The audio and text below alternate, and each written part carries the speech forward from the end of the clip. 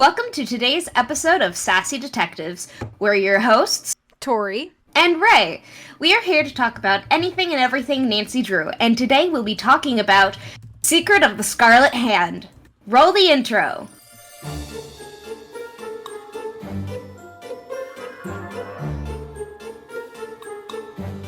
Woo! Okay, so, first, before we start anything else, I am forever a defender of this game. I am also a defender of this game. Because it gets such a bad rap. We have, like, so many people who are like, oh, it's just not one of the good ones, and it's like, oh, it's boring.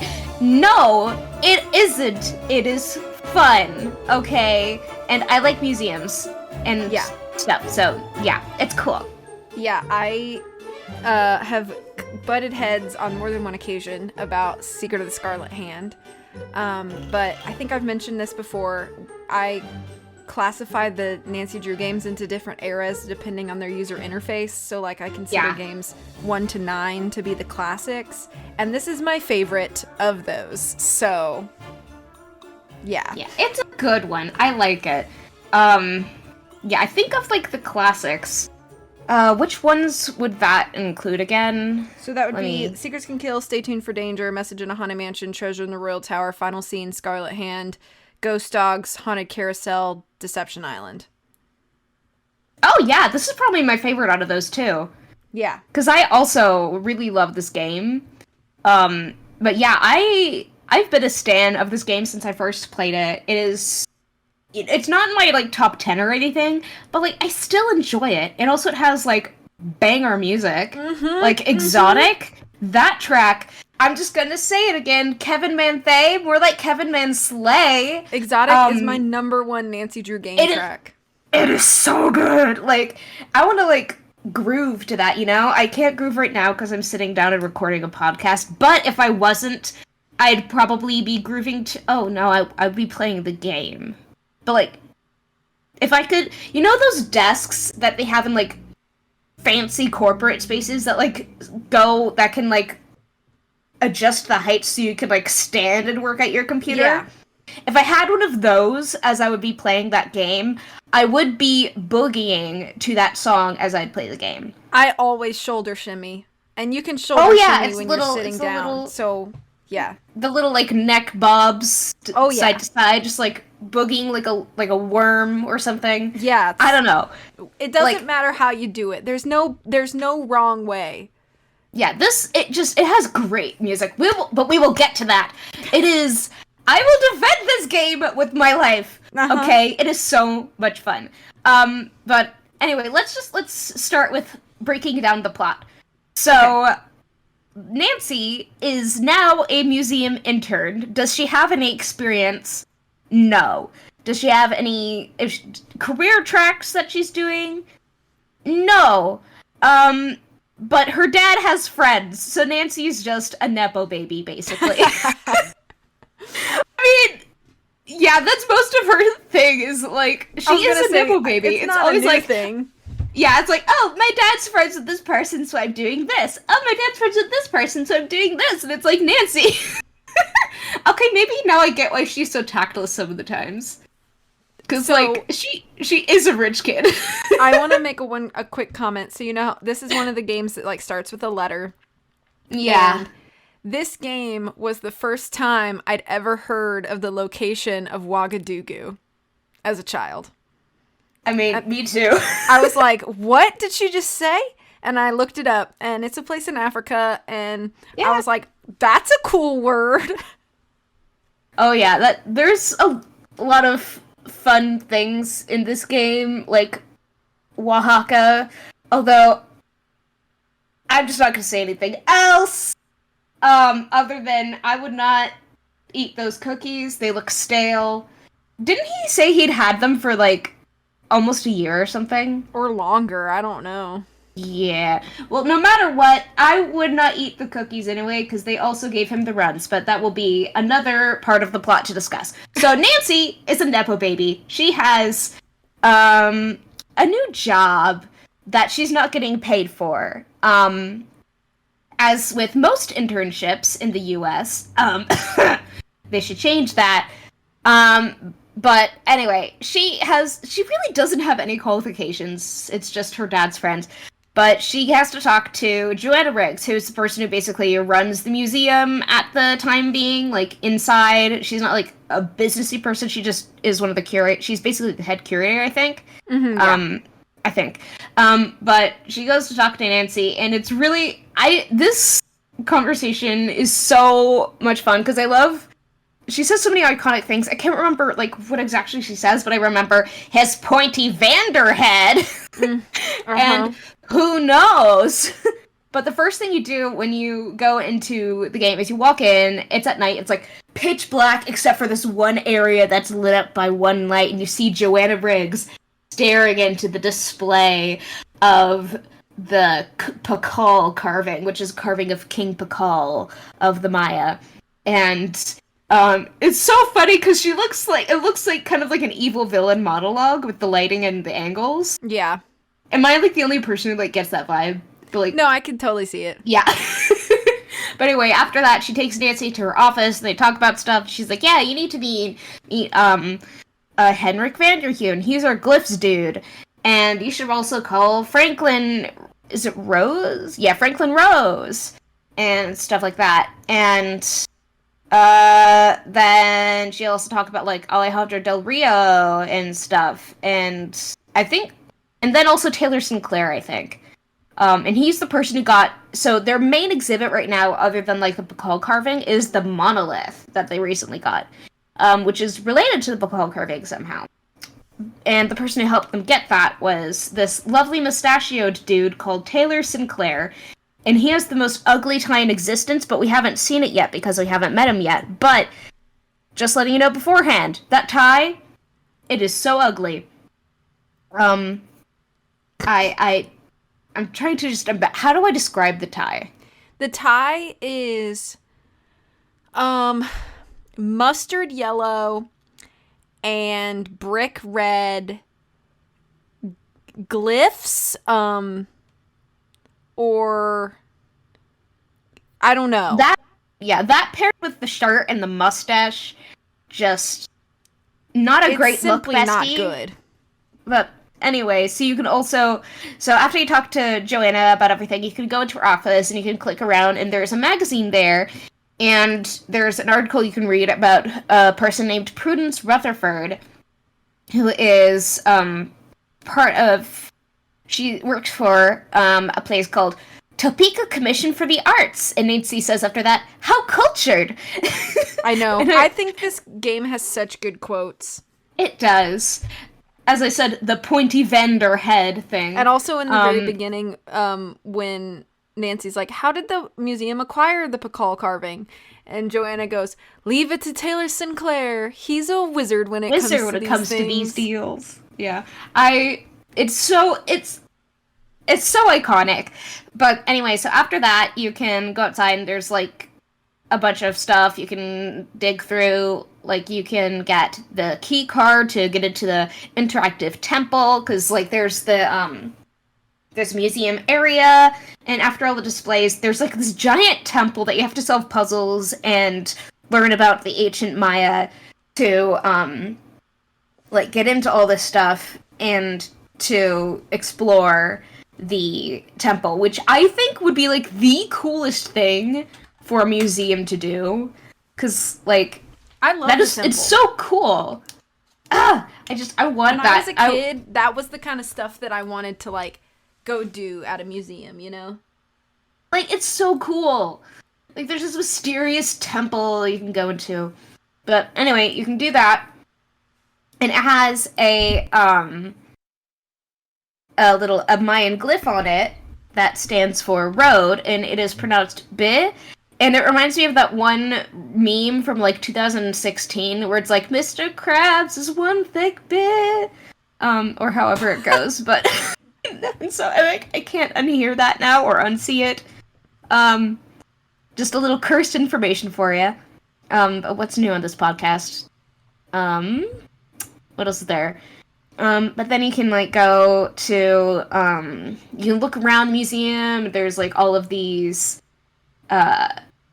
little exhibits, but like when you click on the audio things, because you can look around and you can get a knob and you can put it on the door and you can get out some of these headphones, and when you put on the headphones they will connect to an audio system that reads off these little facts and tidbits about the artifact in the displays. However, when you go up there, they're like not the right ones. Yeah, they're all like mixed up. Yeah. And then you can go down into the, you can go into like the garden area, you can go into the lab. I always like to go to the lab first. And then when you go into the lab, you meet a new character, which is Henrik Vanderheun. And let me tell you, was I the only one jump scared by this man? Absolutely not. It is not because he is scary, it's because he's wearing a shirt that is the exact same color of his skin underneath his lab coat. And so when I first saw him, I thought he was not wearing a shirt. I cannot tell you how many times I have watched this game, like, streamed, and people in the chat who are not familiar with this game go, why is he not wearing anything? I've lost count. How many first-time Nancy Drewers I have heard exclaim, or not heard, seen in a chat, exclaim, why is Henrik not wearing any clothes? Yeah, like, even in the game, the Cards Against Nancy Drew game that I made, one of the cards is being shirtless under a lab coat. Because of this. Because it's like, I do not see him wearing a shirt. Like, it does not look like he's wearing a shirt. So, I look and I'm just like, where are your clothes at? Mm-hmm. But anyway, so you can talk to him, and I will say, I do love talking to him. I love his voice. It's very nice, you know what I mean? Mm-hmm. He could read audiobooks. If he, I like Henry. You know, loses his memory and can't do his job anymore. Spoilers. Spoiler! Well, like, if you're listening to this episode, like, the entire thing is spoilers. We assume so, like, when you start an episode that you do not care about spoilers. Yeah, like, imagine, like, going into, like, imagine us having, like, a Ranking the Villains episode, and somebody's like, I've never played an ACGU game before, I should listen to this episode, please do not. Yeah, please do not. That will spoil everything for you, unless you, like getting spoiled, but, like, mayhaps not. But anyways, you go to talk to him, and then he'll talk about, like, the last intern we had sucked. He was terrible, and he did everything wrong. And this is our first time meeting the legendary Sunny June. And I adore this man. He is insane. But he also messed up literally everything at the museum. So whenever there's something bad happening, it's just like, oh, yeah, that's Sunny. He did that. Like, all of the audio files being out of order, yeah, that was Sunny. Certain things going missing, yeah, that was Sunny, except for certain thing that happens in the plot. I mean, I think that happens sometimes. Like, I've been in working situations where, like, I really like a coworker, but they're just not good at their job. Yeah, and then we have, what's another thing? Because so Henrik gives you a lot of duties to do as the intern, and one of the things you have to do is call this one guy to get, was it, like, packing peanuts or something? Yeah, so, And then you call it, and you're like, yeah, this is for Beach Hill, and he's like, Beach Hill? You again? And then he, like, starts ranting about how they're never getting anything from this company ever again because of the last intern. It's like, jeez, what did Sunny do to you? Was it that, or was it that the museum hadn't paid them? Oh yeah, it was they hadn't been paying their bills. But, yeah. Pretty sure that was still because of Sunny. So it's all Sunny's fault. I'll blame Sunny. He's terrible at every job of his. Yeah. Which is canonically confirmed. True. But I actually think this one is on Joanna. Yeah, probably on Joanna. She probably needs some more, like, business training or something. But anyway, you can look through some of the stuff, and he has this notebook of, like, doodles and random things. And it makes sense during the game, but when you first see his doodles and stuff, you're like, wow, this is crazy. And then you also have, is this the first appearance of a Cocoa Kringle bar? Yes. Yes, we have. it's the first appearance of a Coco Kringle. Yay! A Nancy Drew Scholar historian here. Awesome! Okay. There we go. But anyway, so there's also, like, a bunch of other stuff that you need to do. Like, you have to piece together a pot, and you have to look around the museum for the other pieces of it. What? You have to find the pottery pieces before you can put them together. Yeah, so you gotta go on a little scavenger hunt for that, because Sunny is terrible at his job. I think he might be terrible at his job, plural, because, like, on purpose. Yes, I have some theories about Sunny that I will probably not talk about in full until we do the Shattered Medallion, but... I love him. I adore Sunny. He is probably a terrible person to work with, but he's fun. Sunny was here. But yeah, and then one of the next things you can do is the audio files display thing. You have to reorganize them. And this is one of the most fun ones in the game. Because I adore some of the ways it starts, like, ceramic bowls, ritualized bloodletting. My favorite one is, and it's because of how the narrator says it. He goes, "The date on this schlab." You cannot tell me otherwise. He says he says it like SCHLAB. The date on this schlab. Oh, I love, yeah, I'm trying to remember some of them. Ritualized bloodletting. Oh, you said that one. Yeah, I did, yeah. That is one that just plays in my head, like, nonstop. For no reason. Like, it'll just be there in my head. There's also the one that just randomly starts out with the guy yelling, "I am Lord Pakal!" Also, the lady, Zach Cook. Yeah. Is there, like, a walkthrough that, like, has everything there? Like, I need a transcript of every single one of those, because they're so iconic. I can't find them, but anyway, I just found a list. You did? Oh my gosh. Read them. I also remember this one a lot. The Maya were pantheistic, believing in many gods. Oh, that one. And then, the date on this schlab. Okay, yeah. And then, strange supernatural creatures, sometimes called monsters. That's another one. Like, literally, this is one of the best parts of the game, and I will use this as part of my defense for the game, where people are like, "Oh, this game isn't fun." No, screw you. This entire puzzle is so iconic that how can you say it's not fun? Okay, so here is what, and this is where I have gotten in arguments with people. I have heard people say, this puzzle is not good because all it is back and forth running around.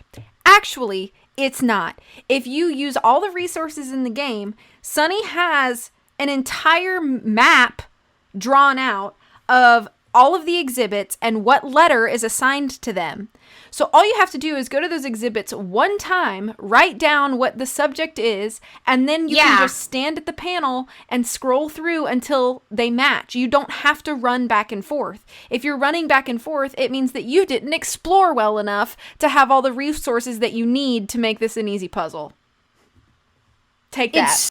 Yeah, and I have it, like, permanently just, like, written down in my Nancy Drew notebook. Me too. Like, everything down, so I just, like, go and I do it. I don't even go to the exhibits, I just do it all at once, because, you know, I know what it is, because I have it all written down, because it's super easy. But, anyway, it is one of the most fun parts of the game, just listening to all of those. And they're just, you know, in my head, for no reason. But when you go into the garden area, which is super fun, it's like a gardeny, jungly area, and it's honestly one of the most fun areas in the game. Oh, there's so many fun areas in the game, if I'm being honest. But yeah, anyway, I think a lot of the areas are really beautiful. Yeah, there's not a ton you can do in this game as far as, like, going places. Like, we have the museum, we have the Mexican's consulate, and we have Nancy's hotel room, and Taylor Sinclair's office too, but all of these are one room except the museum. But then you can go into the garden, and you can investigate the monolith. It's just basically a big rectangular rock that has carvings in it, and it looks super cool. And then you turn around, and there's this dude there. It is Taylor Sinclair, the mustachioed, bad tie-wearing guy who does art and archaeological museum stuff. He always struck me as, like, really weird. Partially because of everything he says and the way he says it. And partially because of his mustache and tie. That mustache is not trustworthy. The only man with a mustache like that I would trust is Gomez Adams. He's the only one. That's 100% fair. Yeah, like, that is a man I would trust with my life. But Taylor Sinclair, the way he says, Nancy, don't be a modest mouse with me. Yeah. Yeah! I'm not saying anything more about that. I also think it's really weird the way he's like, the address is 555 Bing Cherry Boulevard. And just something the way he says it is, like, super weird to me. He's a fun character to have in the game. Like, very, very fun to interact with. But then he's like, yeah, come visit me at my office. We can talk about stuff. And one of the things on your list of to-do tasks at the museum is you have to find some document of provenance, I think. Yeah, but then you can find it, and it is... talking about the addendum you need to bring to... Yeah, the addendum! Yeah. Yeah, so it's the monolith loan agreement. It's not anything provenant. Yeah, I was just, it's been a while, and I don't know words, so I can't read, obviously, so... Yeah, and you can find the loan agreement. Yeah. It's been folded up into a paper airplane, and it's in the corner of the lobby. Yeah, there is a time, during the heyday on Tumblr, during COVID, when everybody just got on there and started doing Nancy Drew stuff, there is a theory that somebody had, and it was that when Sunny was fired, he took the loan paper, he put it in a paper airplane, he threw it, and then he moonwalked out of the museum. So, I can see that is what I envision every single time. I can see it. Yeah, which is, it's extremely accurate to Sunny's character, because he would do that. But then you can go to the Mexican consulate and deliver it to Alejandro, and I will say, to all of the Henrik stands out there, you are sleeping on Alejandro. Preach. Like, there are, like, you will go, like, on Tumblr and, like, on AO3 and Instagram and, like, Reddit and stuff, like, anywhere where there's Nancy Drew people, like, even, like, the message boards, you'll see people thirsting after Henrik Vanderheun. But Alejandro Del Rio is literally right there. I know. And I'm like, you are sleeping on this beautiful man. Like, are you kidding me? He's got, like, the suave hair, and it's, like, slicked back off his forehead, and he's got, like the nice, like, red, like, the ruby red on, and I'm like, okay, hi. Yeah, and he, like, literally has, like, a perfect face and everything. Mm-hmm. And he's also, like, really sassy, too. Mm-hmm. And he gets, like, really passionate about provenance and having stolen items being returned to their countries and stuff. And I'm like, oh my god, what is hotter than wanting things to be legal and not stolen? Debbie Ryan ear talk. Radio Rebel hair talk. You know what I mean? Right, yeah. But anyway, you can talk to him about that, give him the documents, and he's like, yeah, go back to the museum, bye! And so you can go there, and you can find the missing broken pot pieces, doing more snooping, and then you do that. And you can just keep doing all of these little tasks and stuff, and, like, the numbers... stuff in the yeah, then you can find a floppy disk in Sunny's drawer, I think. It's in a box and then in the shipping and receiving room. yeah, his box in the shipping and receiving room. That room stresses me out, and we will discuss that later.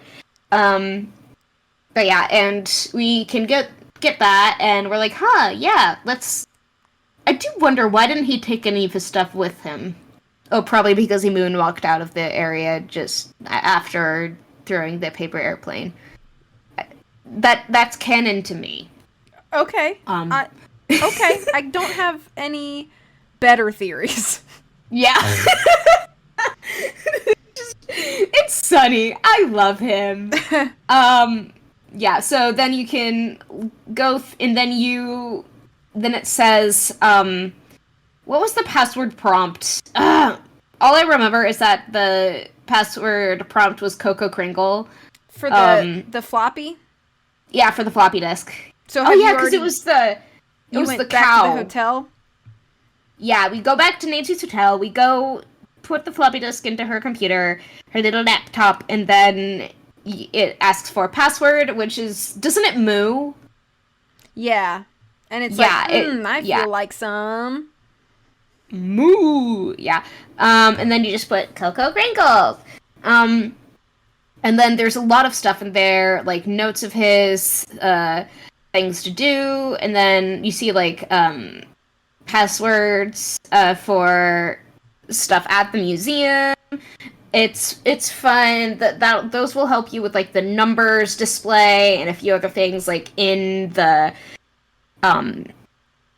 temple, because you have the key card, and when you put in the key card in the temple in the museum, you have to solve puzzles and play games to get it like checked off, and once you get everything checked off that room, you can go down into the next level.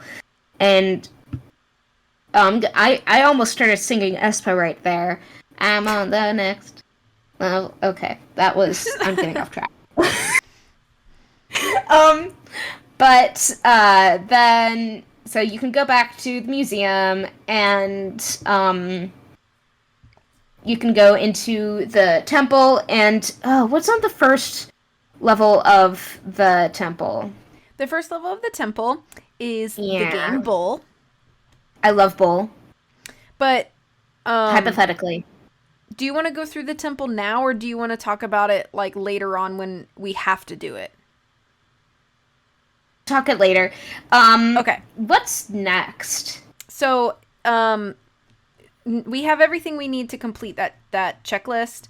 So we've done the audio narration matchup. You can find the 2 missing number tiles, and now that you have Sunny's notes, you can do the numbering exhibit. So that's all done. Then when you're done, you can cross out all your tasks on your task list, and this is when the actual mystery starts. So you're leaving, when you leave the laboratory to go back toward the main exhibit hall, the alarm system goes off, which is really strange. And when you actually, I think we missed one thing that we have to do before this happens, and we have to go talk to Taylor Sinclair at his office. So, yeah, if you've talked to, you just go to Taylor Sinclair's, and he offers you a cookie that's crusty in a jar on his desk, and he's got a weird piece of art, and he tells Nancy that we need her bat ears and to sniff out the stink of trouble, and eagle eye. We need your eagle eyes and your bat ears. We need you to sniff out the stink of trouble. Yeah, and this is when she's like, "Oh, but I'm not really like a professional," and he's like, "Don't play modest mouse with me, Nancy." Yeah. And it's like the creepiest thing. It's very strange, and I'm not a fan. And then you ask him about the weird art he has, and he says it's done by a young artist named Poppy Dada, which comes into play later.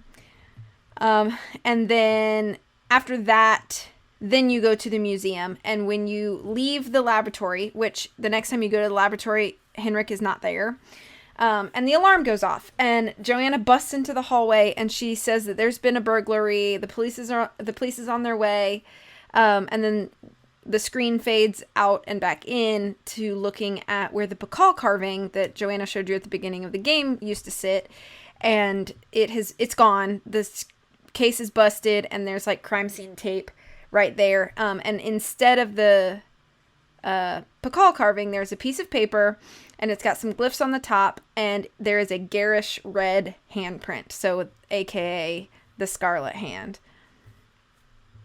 And this is very off topic, but I'm just going to mention it. Joanna is really tall. Yeah, true.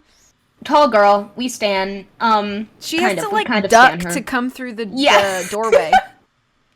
Yeah, girl is tall. Yeah. But anyway, so now we have the Scarlet Hand.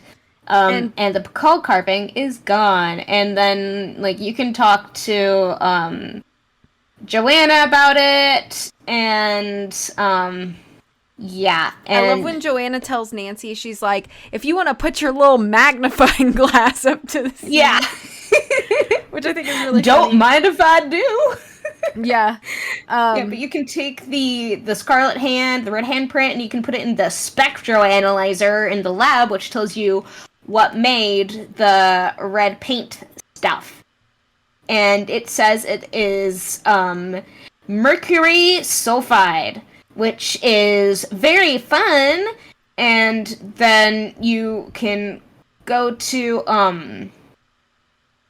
you can ask Joanna about getting the Cinnabar and stuff, because that's what it's called. Nancy's like, do you know, or she says something like, it was printed with mercury and sulfur, does that mean anything? And Joanna goes, sure, Cinnabar. The Mayans loved Cinnabar. Oh, and she also says, the Mayans loved jade. I love that one too. Yeah, it's very strange. There's so many good, there's so many good quotes from this game. And then Joanna tells Nancy that the museum has not had any Cinnabar in a long time. Whoops. Oops. And, yeah, and you can call Keep It Real Restoration. I think that's what it's called. But okay, then I love Mac. I need to talk about this conversation. So you talk to yes! Mac at Keep It Real Restoration. Yeah. Number one, I love how he answers the phone and ends the phone call, and he's like, keep it real. But he is talking about, you like ask him about the Cinnabar, and he says that last week an order was placed and then it was picked up. But they don't know they can't tell you who picked it up. And then Mac is like, he's like, something about you shouldn't touch mercuric sulfide or Cinnabar, and he's like, makes you crazy. And I just really like his whole phone conversation. Yeah, but anyway, yeah, and you can just go and try to find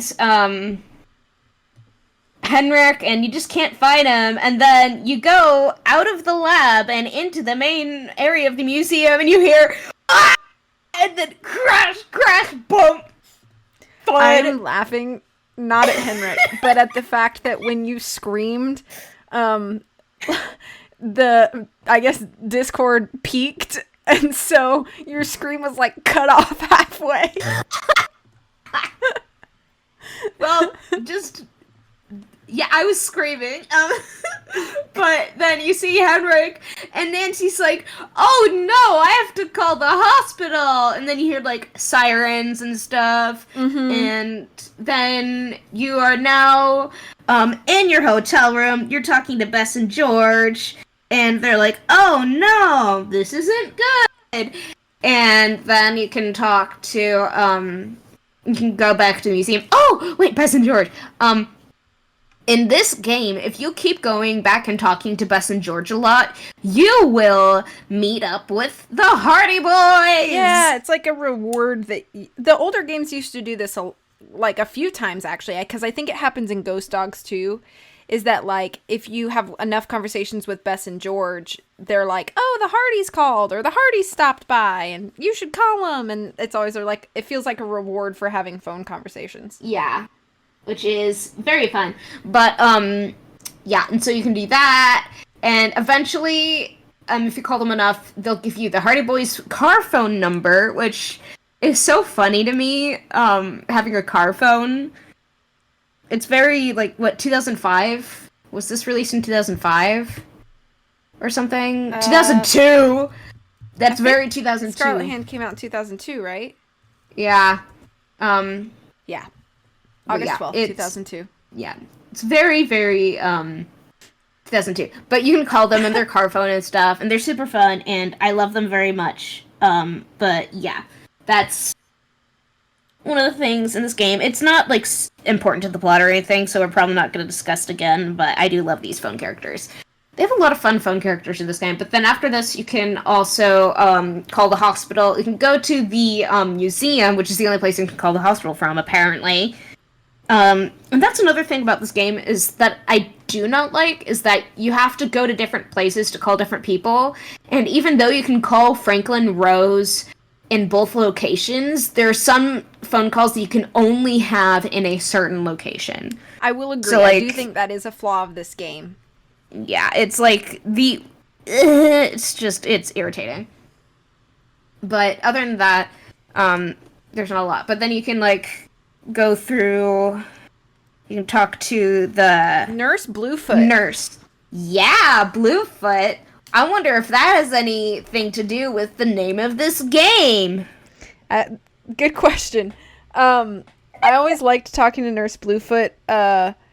Like when you first introduce yourself, and he's like, "Oh, Nancy Drew. Oh, I'm so relieved." I love that guy. Like, he's always, like, so calm with everything. And, like, if I were a nurse, I would not be calm. I would be ripping my hair out 24/7, but this guy is, you know, he's doing his job. He's good at it.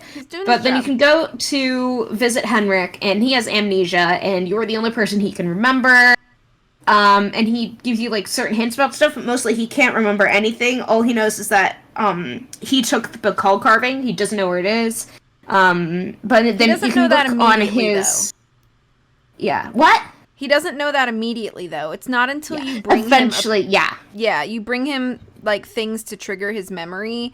One of those being a picture of the Bacall carving, and he does eventually remember that he took the Bacall carving. But it's not immediate that he remembers that. But we have this little board of, like, memory things, which is partly made of stuff that Nancy brings him, and part of things that the hospital writes down for him, or that he writes down. Like, isn't he, like, 64, 60, divorced, it's like 60, no children, or something. And he is allergic to chicken, which I think is really sad. I know, I was gonna be like, that's just sad. There's so much delicious chicken out there. Yeah, I love chicken, okay? Like... Mm-hmm. I'm so sad that Henrik cannot experience KFC. Yeah. That is very sad. How can you go through life without a chicken nugget? Oh, that would be sad. That would be so sad! Maybe, like, vegan chicken nuggets? Like, fake chicken? I guess. Like, I don't know. Sadness. Anyway, let's go back to the museum. So you can go and you can snoop in Henrik's stuff, which is really fun because he's not there to tell you, don't snoop in my stuff, because he's in the hospital. But then you can look all of his stuff. He has this journal that mentions a lot of suspicious stuff. But yeah, there's also a lot of instructions on how to use a ham radio and contact smugglers, which is interesting. And we're like, not quite suspicious, but there's this one person in his notebook that is called Big Bunny. And yeah, that's quite the nickname. I do not know how it was acquired, but, you know, I don't really want to know sometimes. But, do do you want to take over for a bit? I'm gonna sneeze. Sure. So, you probably should tell everybody, like, all the other characters that Henrik is in the hospital, so you're gonna want to talk about it, and about the theft. So, Taylor Sinclair, you should talk to him about those things. You should probably also mention Prudence Rutherford to Taylor Sinclair. I think you can do that around this time. What I know, after you talk to Taylor about Prudence Rutherford, you can ask Franklin Rose about her, which he says that, they did things on, like, a board. Or I think he was also on the board for the Topeka Commission for the Arts or whatever. And he gives you Prudence Rutherford's phone number. So, you have that. And then another phone number that you can call is the Chaco Canyon Cultural Center, which is where Henrik worked before this job. So you can call them as well and just kind of get some information, especially because you find out, I think it's from either Joanna or Taylor, that the Chaco Canyon Culture Center had a very similar theft recently. So it's good to call them, get some information. It turns out that they have also had a Mayan jade carving stolen. So there's definitely some connection here going on. And then I think at this point, this is pretty much everything you can do without sleeping. So I think you do have to sleep. Mm-hmm. And then the next day when you get up, you can go... I think you should go to the Mexican consulate around this time, and you talk with Alejandro about both the theft and the accident. The Nahuatl. Henrik. And then you find out that Alejandro was in the museum at the time of the theft, which is an interesting thing that he mentions.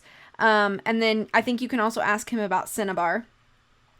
When you go back to the hospital... okay, I think this is where you give him the Pakal carving. Or the note about it. Or the photo of it. Yeah, the photo of it. Yeah. And then he's like, oh, by the way, this key was in my pocket. And Henrik gives you a key.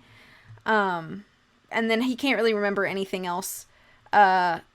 So if you go back to the museum, I think... You can try to use the ham radio with the smuggler, like, notes from the little notebook. Yeah. Henrik's notebook that you got from the key. Yeah, but the code word is the Nahuatl word for snake, which we do not know. Which we have to ask Alejandro about, because he speaks Nahuatl, and he asks for documents from Joanna's office. And documents of provenance, because he smells something hinky going on there. He's like, I don't know, something doesn't seem right. So if you want to know this word, maybe I could remember it, because, like, I don't know, right now I just don't remember. But maybe if you got me these documents, I could. And so Nancy gets him the documents, and then he tells her the word, which is what is the word? Coatl. Yeah. And so he tells her that, and then he, and then you can do that, and then you can do the, what is it? The ham radio. I don't know words at all. But then you get this, what is it? So when you do the ham radio, you have to send basically the message through the radio, and they tell you that, like, the dispatch has received the message and it will be shipped to you. Yeah. And then this is you can do a lot of other stuff during this part, but it's literally the most annoying part of the game, which is waiting for the shipment. So, like, when you... I'm pretty sure it's, like, around this time with the what am I trying to say? The accident with Henrik falling, that you find a note on your desk that says to go through the temple and to make sure that all of the games can be completed. So, yeah. That's right. The temple. Okay, now we get to go into the temple and do stuff. So the temple is like one of the most fun parts of the game. And you can go through the temple, and one of the things I adore in the temple is just all the little puzzles and stuff. Like, the games aren't as fun, but like the matching the Mayan glyphs to their meanings is really cool. Bull is fun. I love the trivia that you have to write down stuff from across the museum. And then after you play Bull, after you play the glyphs game, and after you play trivia, you can go down to the second level. And the second level has this animation that you can watch about the Mayan god of death. Thing ever. It is so freaky. Like, I don't think it's supposed to be that freaky, but like, it is. It's extremely unsettling. But yeah, there's that. Being really scared of it. Yeah. I was never like scared of it. I was just like, that's weird. But yeah, and then we have this Mayan ball game, and you basically have to press like what kind of power do you want? Like how far do you want to throw it, and what height do you want it at? And so we have that, and then we have this maze game, which needs a password, which is why you need Sunny's floppy disk. And, so we have that, which is S. June, Face Baby. And the maze is also basically the same thing as what Lewis has. Yeah. Lewis Chandler has as his password for his computer, which is the worst thing ever. Imagine if you had to get into your laptop really fast. You're just out of luck. But then we can go to the quiz on the second level, and the last question of that quiz, wait, is it this one? Or no, it isn't. But anyway, after you get to that level, you can get to the third level, which has this Mayan calendar puzzle, and that's super cool. The Mayan calendar was honestly super slay. Way more interesting now. Super complicated compared to some of the stuff now that we're used to, but it was way more aesthetic and, artsy. And we just have numbers. But then we have, like, the gods, and you have to match the gods to, like, what they were about. Like, Yum Camille, I think that's what it is, was, like, the god of death. Tlaloc, I think is how it's pronounced, was, like, the rain god. Anyway, it's another fun one. And then the last quiz is what was Lord Bacall afraid of? And so now you have to ask everybody, what was Lord Bacall afraid of? What's going on? And then who is it? Was it Henrik who says that? Yeah, so Henrik eventually reveals that this was a joke question that was put in here by Sunny, and that nobody knows what Lord Bacall was afraid of, but Sunny was afraid of the Coatimundi, and so that's the answer to the quiz. Sunny, he's a terrible intern? What is it? He's terrible at his job. Like, iconic though. But so we've got that. Yeah. So that's all of the temple puzzles though. So for completing them, you get to take your little temple key card back to the tomb exhibit, and you put your little key card in there, and you get a glow stick, and then it also opens up the little coffin, and there is a skull with a mask, and if you lift the mask, the Bacall carving is there. Yep. So we found the Bacall. And And then we realized that we really do need to collect all, according to the notes, Henrik's notes, we need to collect all 6 of the key pieces in order to make the key. So we have learned that the pakal is one of those. So we need to start gathering the others. We already called for one from the ham radio. Mm-hmm. And then you can talk to Prudence. Yep, I was gonna say the next person to call would be Prudence Rutherford, because she I love her so much. Stolen. Prudence Rutherford. This is the first iteration, I think, of Prudence. Yeah. And I just love the way she says basically everything, because it's so funny, because it's kind of like a Miss Piggy kind of voice, you know what I mean? Mm-hmm. Should I give my theory about Prudence Rutherford here? Oh, what is your theory? Okay, so Prudence Rutherford's voice is a mystery. If you look at the credits of Prudence Rutherford's voice, it is said that she is voiced by a voice actor named Simone Chul. If you look up Simone Chul, there is nothing about this person. I cannot find additional credits. I cannot find any website, no resume, anywhere. I think Simone Chul is a fake name of somebody that worked at Her Interactive at the time and did the voice of Prudence Rutherford. And I'm almost certain I know who it is. Who do you think it is? I think it's Robert Riedel. I think Robert Riedel is the voice of Prudence. Who's Robert Riedel again? He was like a producer and director, I know he did like some art direction and stuff. Hugh Miller of Nancy Drew Walkthroughs has interviewed him before.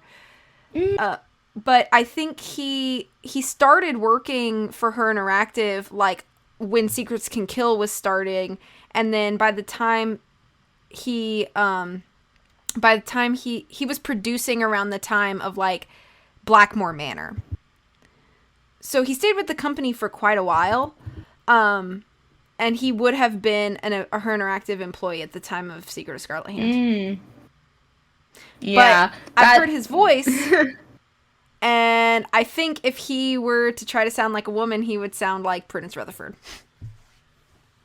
I am continuing to do research on this because I think this is super fun. And again, it's just a theory. I could be wrong, but that's my theory. Yeah. I don't know if it'll ever be confirmed. Confirmed, yeah. Just one of our little mysteries. Yeah, but I think I'd have to try to reach out to him directly and see if he would be able to confirm or deny, but I don't know if that would happen. Yeah, but then we also see that we can go to Taylor Sinclair's office again, and you see that Poppy Dada original that he has, and he's like, oh yes, this is an up-and-coming artist called Poppy Dada, and you're like, wow, that is some painting. That is a Pakal carving! And you notice that Taylor hasn't really noticed about that, and so you're like, I wonder what I can do with that. And then you can go back to your room, and you can call Miss Poppy Dada, and you're like, what can I do with, like, your painting? Because, like, I know you have, like, a Pakal, like, a Mayan carving there, and she's like, oh yeah, just take it, and you're like, what? She's like, yeah, just take it. My art is meant to be, like, interacted with, so just take off that and put something else there instead. And you're like, okay. And so then you can go back to his office and you can look at it and he will be like, uh-oh, I am having a stomach reaction to the cookies I've been eating. He probably should not have been eating those. And I do not offer him the same support that I offer Lamont as an IBS king, because he's creepy. Yeah, but then you can go to real quick. So you know how you have to actually call Poppy's dad first in order to get and then phone number? Yeah. You know he is voiced by Scott Carty, right? Henry Daddle is Scott Carty, so he's the voice of Ned. His name is Daddle, and he's a dad. Yeah, that's it. Funny. But then you can go and you can, as he is suffering in the bathroom, you can take one of the cookies and replace the Bacall carving with a cookie. Which I think the cookies should just not be eaten and just placed in paintings instead, because that would be a way healthier use of them, other than just burning them. Probably. But now we have 3 of the carvings. And all I need is, wait. Okay, we have that. Yeah, we have the one from the Bacall carving. We have the one from the smugglers, which takes forever to arrive. Yeah. Like, you have to do so many things to trigger it actually arriving, and you also have to wait for it, and it makes me want to scream my head off. I think the most difficult thing about this game is definitely just waiting for the packages to arrive. Yeah, that is the worst part of this game, is the endless waiting. I think the one that takes the longest to get here, actually, is usually because you have to call Sheila at the Chaco Canyon Cultural Center another time, and then she agrees to send you the, like, foam casting through the mail, and that's usually the one that is the last one to arrive to me. Mm-hmm. Yeah, and then you have to put this mold thing, you have to put, like, what is it? It's this thing that you, like, put there. You fill up the mold and make a casting. That's what it's called. I don't know words. Okay. But then you have that. And there's also this thing of, like, the previous owners of that carving were they were this old couple, and there was some kind of freak accident with, like, their air conditioner or something that killed them all. Like, both of them, their family and everything. And, there are theories that the culprit of this game murdered them. Which I believe. I do believe it was a case of murder. Probably. I do believe. But, it was unsuccessful in actually acquiring it, but anyway. But yeah, you have the mold, you have the DIY carving, you have the Bacall carving, yeah, and then you have, like, I forgot these to mention other this parts earlier. So, when all this stuff starts going on with, like, the theft, at some point, they basically tell Joanna to go home and not come back. And it's not until after, I think, you find the Bacall carving that they allow Joanna to come back to work. Because they're like, hey, you're sus. Get out. We're leaving this untrained intern to run the entire museum now. Yep. But I think, so that's, okay, so we've got the ham radio, we've got Prudence's, we've got Chaco Canyon Cultural Center, we've got Poppy's, we've got the Bacall. So that's 5 of 6, so we're only missing 1. That one we get when Joanna comes back, and she's like, let's start unpacking crates in the shipping and receiving. And then she gives you a code for some crate. And when you go open the crate, there's the last one. And you're like, oh, okay. So now you get to put it together like a little puzzle. And then you get this cool little block-looking thing. Mm-hmm. And that is... Yep, and that is our lovely key to the monolith. But before we use that key, we have to get the Mayan calendar stones on there, that Zolkeen. And these things are just giant stone slabs. Slabs. And so Nancy... Slabs. So Nancy just carries these giant stone slabs through the museum, and this is where my headcanon that Nancy is super buff comes from, because, one, she just carries an ungodly amount of stuff in her inventory, that is probably, like, super heavy. Oh, and yeah. 2, this entire scene, like, the average human could not carry that, like, a few meters, let alone across the entire museum. Yeah, I do think it's funny if you're not fast enough or if you go somewhere in like wrong, that you just die. Like it's the implication. The implication is, I guess, that you like crush yourself with the calendar stones. I don't know. Like, is she carrying it like above her head or something? I don't know. Like, is she like dragging it? Are you like, wearing it like a necklace, Nancy? Or like. I don't know. You're like wearing it like a necklace. That's so funny to me. That's stupid. Like, I love neck it. broken for real. So go put the calendar stones on the monolith, please. We should make like a poll of how do you think Nancy carried the Soul Key? In her hands, her head, around her neck. How anklet. do you think Nancy carried? Soul Key. Tossed it like a frisbee, like, I don't know. Lots of options. Okay. Over her head. Yeah. Just so hanging. Anyway, when you put the calendar on and you when the king ascends to get again, which was 6 Lamont. So if you put 6 Lamont in, if you've been paying attention to your exhibits, because you should have been. Mm-hmm. You should have been, besties. Yeah. Readers are leaders. And that is true of this game. You'll hear a click and like a little square hole will open on one side of the monolith. So now it's key time. Okay, I actually have a question. Yeah. Is there a way to know without guessing which side of the cube goes into what side of the monolith? I've never known. I just guess. There is, but I forgot. So is it supposed to be like, because it's like you have like the west, south, east, north keys. Is it supposed to be that key goes to the side of the monolith that side faces? Or I don't know. Maybe.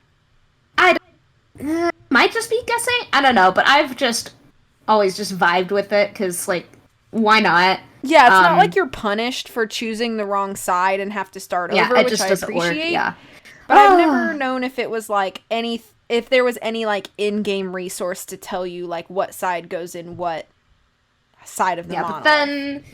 But then you can like put it in, and suddenly it opens up, and there is and inside you. So there is this scribe that we heard of in a lot of like the history and the notes and stuff called the Whisperer that knew so many secrets about Pakal that he locked her up somewhere, and that is where she is locked up in the monolith, and her mummy is in here, and so are her notes as well. And we could be like, oh, yeah, what? Did it spook you as a kid? I remember like getting scared when I opened the monolith. Imagine being like, oh, this is a cool mystery. Oh my god, it's a dead body. Yeah. Yeah. But like you look at it like, oh, her notes. So interesting. What gossip do we have here? What tea is spilled? And there's nothing. Mm-hmm. So you're like, wow, there was literally nothing here. And then you can go out. But as you try to get out of the monolith, Taylor Sinclair appears out of the blue. Never trust a man with a tie like that. Or a mustache like that, unless it is Gomez Adams. But then you can go to that, and you're like, oh my god, what are you doing here? And he's like, ha ha ha, I'm the bad guy. And then he takes the notes, and he runs off, and seals you in the tomb. Yeah. And so now you're stuck in a tomb with no air and with only a glow stick to light everything up for you. You know, and so there's a line that Taylor says as he's about to like lock you in the thing, which honestly, if I was Nancy, I would just like shove my way, you know? But anyway, He says something like, imagine their surprise when they open it up and they see a 7th century scribe and a 21st century detective. Yeah. It's just, there's lots of good lines in this game. Oh, but, like, and if you don't solve the puzzle to get out of the monolith on time, hold up, let me see if I can find it. Secret of the Scarlet Hand. Are you talking about the terribly terrible noises that Nancy makes? I mean, that too, but I'm also talking about the article that you see as the second chance, where it's like, I forgot what it was, but it's like, detective found, and Nancy is also mummified with her magnifying glass out, and she has, like, lipstick on. And it's so funny. I'm trying to find it. I cannot find it. But it's just, I can't find the picture of it, but it's so funny because, like, she's mummified. But anyway, if you actually solve the puzzle there in time, one of the things you have to do to solve the puzzle, though, is you have to get inside the mummy's mouth. I know. And get a little key for one of the puzzles. Can you imagine having to stick your actual fingers in the mouth of a dead person? I really don't want to. Like, that is not on my list of goals. Yeah. That's not a bucket list item for me. I would prefer never to have to deal with that ever in my life. Yeah, same. I could go my entire life without that. But I will say, if I had a nickel for every time there was a video game where Lonnie Manila played a very important character in it, and it involved the protagonist getting stuck in a tomb with a mummy, I would have 2 nickels, which isn't a lot, but it's weird that it happened twice. Yeah. And what I'm talking about right now is the Night Mother from Skyrim, because in Skyrim, the Dragonborn, the main character, gets locked inside this casket tomb thing with the mummy of the Night Mother. And the Night Mother is whispering to the Dragonborn, and it is Lonnie. So you were being whispered to by Nancy Drew. That's so funny, oh my gosh. It's so funny, because, like, the first time I played this part, I was like, because, like, Skyrim has, like, 5 voice actors in total, so, like, half the game is Lonnie's voice. And so I was like, half the game was like, oh, this is Nancy. Oh, this is Nancy. And then this was like, oh, this is Nancy. So there's that. But anyway, then if you solve the puzzle in time and you don't die, you can get out to what I think is the funniest scene that could have ever happened. Emerges like a mermaid from the sea. It's like, what? Did y'all rehearse that? Why are y'all standing here? Yeah, because they're like, let me see if I can find the entire transcript. Secret of the Scarlet Hand ending. Our heroine emerges like a mermaid from the sea, I think is where it starts. I can't find it. But it's Shakespearean dialogue or something. And it's Joanna, Alejandro, and Henrik. And it's so funny. Because it's like, also this means really that like the scene after that, and then it cuts to Taylor Sinclair in his office, and he opens up the scribe's thing, and he realizes it's not the right one, it's the empty one, and he just goes, "Confound you, Nancy Drew!" I love it. But like, before that, when we have like the whole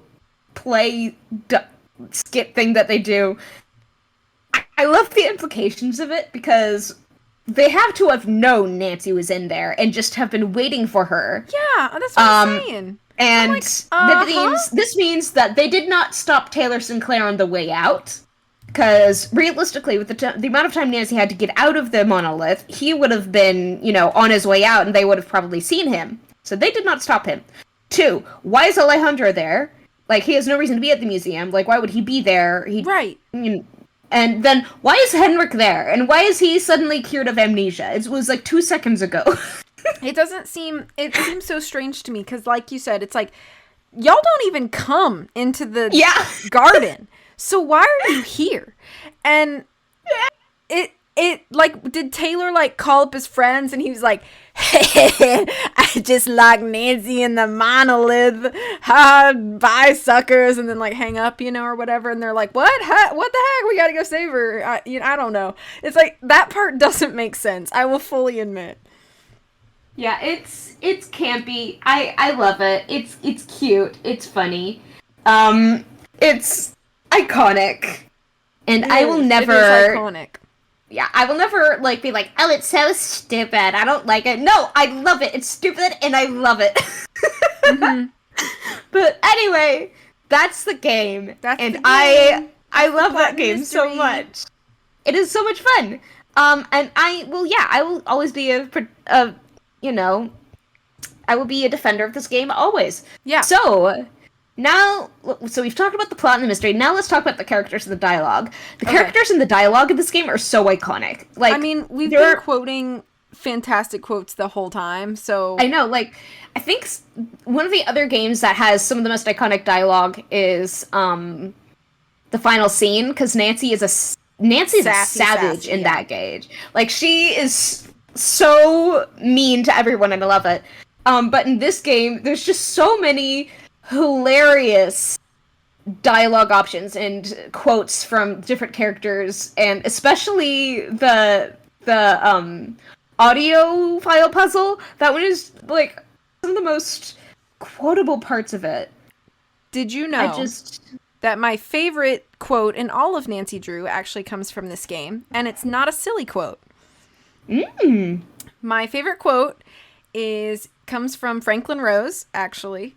And it's in a phone conversation when he and Nancy are discussing Joanna and how they're unsure if she's fit to do her job, basically.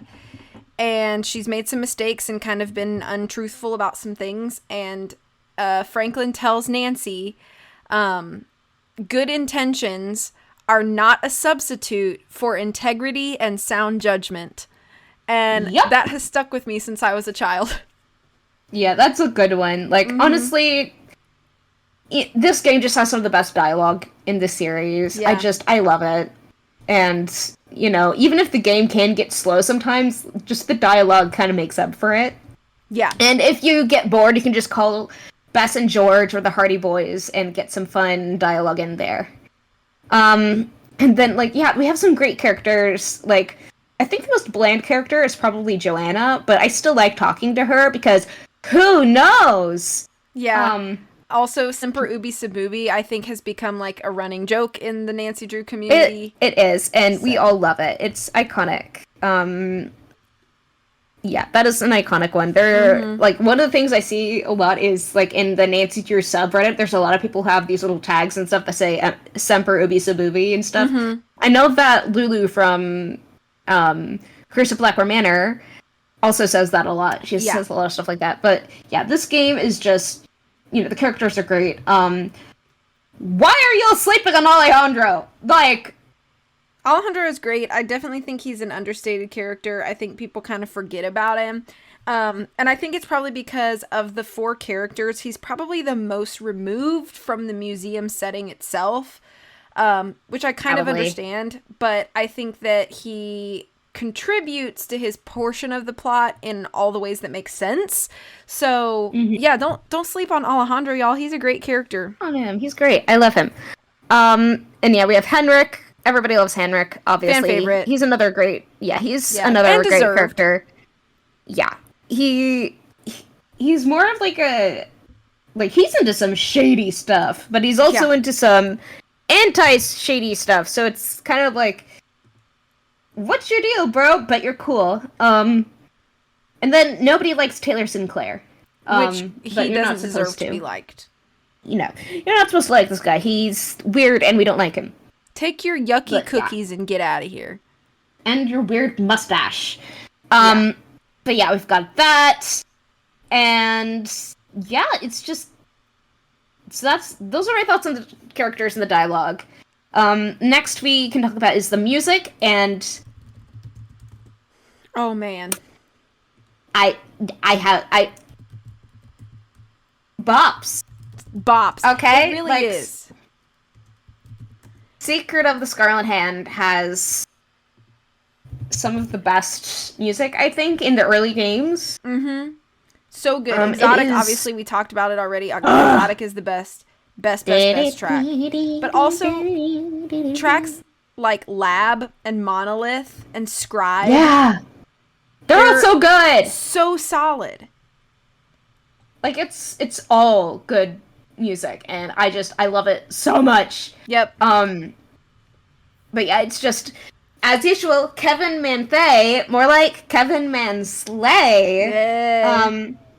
I need that on a t-shirt, I was going to say, like, that's going to become one of our slogans. Yeah, I've been saying it, like, every single time. I think so. And I mean, deserved. But, yeah, deserved. Shout out to Kevin. We love you. Yes. You're amazing. So, there's that. Then we can also talk about the puzzles next. And some of the puzzles, I think they're actually mostly fine. Yeah. I don't think we have any, like, too difficult puzzles in this. I think most of it is just, like, the tasks that can get difficult, but, like, the puzzles are pretty easy and doable. Yeah, the puzzles seem... They're decent. I don't know what else to say. I think I they're really fine. don't have a complaint about the puzzles. I know a lot of fans do. Ooh. A lot of people in the Clue Crew do. But I think it goes back to my point earlier that I mentioned with the audio narrations is that, like, you are given all of your resources in the game, and they are there and available. And if you are the kind of player where you don't want to read and glean information, you want to try to, like, for lack of a better term, like, just, like, muscle through a puzzle, this is going to be a very frustrating game for you because so many of the puzzles have to do with the fact that you need proper information for you can even, like, make sense of what you're looking at.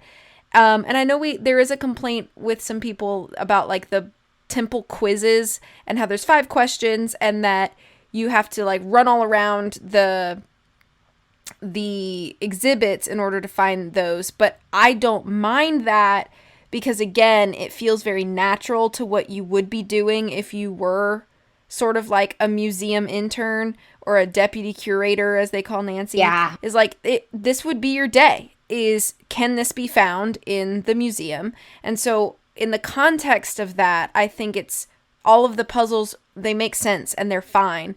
And while I think the agreement or disagreement about if they are tedious or punishing really comes down to your play style and not does this fit the game or not. Yeah. And yeah, I just think that it's a solid game, you know? Yeah. And yeah, I just think it's a really good game with that stuff. And the next thing we have to talk about is hang on. Atmosphere. What's your favorite puzzle? I like the trivia, but I also do like the audio files. I think that's my favorite one just because it's so iconic. I think my favorite puzzle is, like, putting the pottery together and then putting the key together at the end. Oh, yeah, that is satisfying. Yeah, those are fun. But for me, I guess nothing can beat ceramic bowls, Lady Zuck Cook, RitUAliZeD bloodletting. The Maya were pantheistic. The date on this schlab. Sorry, but I cannot get over it. It's so fun. But anyway, next, our last thing to talk about is the atmosphere and the setting. Beautiful. Which I will say, it could have been really boring with, like, a regular museum, you know, atmosphere and stuff, but no. They had to give us the garden area and the temple. The temple is, like, the best part of the game for me, because, like, listen, if I went to a museum, they had an interactive temple where you had to learn about stuff to get through and discover new things, I would cry, probably, of happiness. Yeah, 12-year-old me would froth at the mouth. Yeah. Like, it's... Ugh! Yeah, it's just so nice. And I think, really, honestly, I kind of wish that that Beach Hill in general was just a little bigger. But I have to keep in mind that this was only the 6th game that Her Interactive made in the series. and there was already so much information packed into the like small exhibit space. I think if they had tried to expand it too much, it may have felt overwhelming. Yeah, this game is just overall a very solid game, and it's neat. And I will always be a defender of this game. So, yeah. Those are all of my thoughts. Okay. Anyway, I just think this is a nice, solid game, and it's cool. It's cool. What are your opinions? So I really like this game. Obviously, I have so much good to say about it and so little negatives. And I feel like my negatives at this point are a little bit like nitpicky. And they definitely don't take away from my enjoyment of the game. So I don't know. I'm a big fan. Mm-hmm. It's a good one. All right. So now we have our overall rating. Okay. So my rating for this would probably be either 7.5 out of 10 or an 8 out of 10. Because it's just such a solid game. I'll go 7.5. Okay. Because I don't think it has, like, the extra pizzazz that others have, but it's definitely a good game. I am going to go with 8 out of 10. Looking at my list, I have ranked this number 7 in my entire list. Oh, dang. So it's pretty high. It's in my top 10. So I think I have to give it an 8 or maybe even an 8.5. I'm kind of bouncing between the two. Yeah. It's a good game, you know? And that's really all I have left to say about it. All right. So, we're done with that. But by the time this episode's released, we will have, 2 days until the release of Mystery of the Seven Keys. Also, happy Cinco de Mayo. I picked this episode because it's releasing on Cinco de Mayo this year. Yes, so... Go eat a quesadilla and have a good day. Yeah, isn't that also, when the Mexicans defeated, the French Empire and stuff? Cause, I think so. I'm not 100% sure, actually. Yeah, let me Google real fast. Yeah, yep, Cinco de Mayo is the yearly Mexico's celebration victory over the Second French Empire in 1862. Yeah. Suck it, France! Yay, Mexico! But, yeah! So, that was a fun episode, and in a few days, we're getting Mystery of the Seven Keys! Oh my gosh! Okay, May 7th! Okay,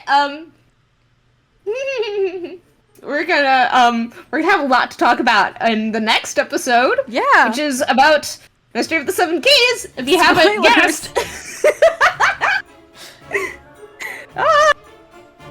Okay, well. So, okay. We should sign off before I get too excited, because I will.